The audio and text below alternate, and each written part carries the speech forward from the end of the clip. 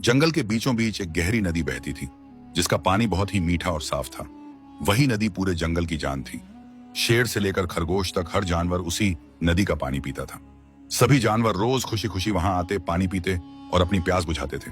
लेकिन एक सुबह जब जानवर पानी पीने के लिए नदी के किनारे पहुंचे तो यह देखकर हैरान रह गए कि नदी लगभग सूख चुकी थी। जहां कल तक साफ पानी बहता था, वहां अब सिर्फ कीचड़ और गीले पत्थर बचे थे। पूरे जंगल में हड़कंप मच गया। किसी को समझ नहीं आ रहा था कि आखिर एक ही रात में नदी का सारा पानी कहां चला गया। तभी एक बाज आसमान से उड़ता हुआ आया और एक ऊंची चट्टान पर बैठ गया। उसने ऊंची आवाज में कहा, महाराज, जंगल के ऊपरी हिस्से में भेड़ियों ने बड़े बड़े पत्थरों और लकड़ियों से एक मजबूत बांध बना दिया है। उन्होंने नदी का रास्ता रोक लिया है और सारा पानी अपने कब्जे में कर लिया है। यह सुनते ही शेर को बहुत गुस्सा आया, लेकिन वह बहुत समझदार था।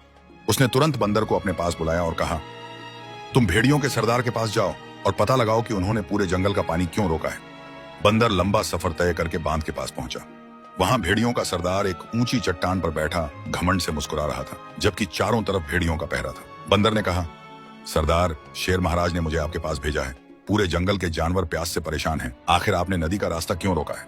भेड़ियों का सरदार जोर से हंसा और बोला, जाओ और अपने शेर से कह दो कि अब उसका राज खत्म हो चुका है। अगर जंगल वालों को पानी चाहिए तो शेर को अपनी गद्दी मुझे सौंपनी होगी। मैं जंगल का नया राजा बनूंगा। बंदर तुरंत वापस आया।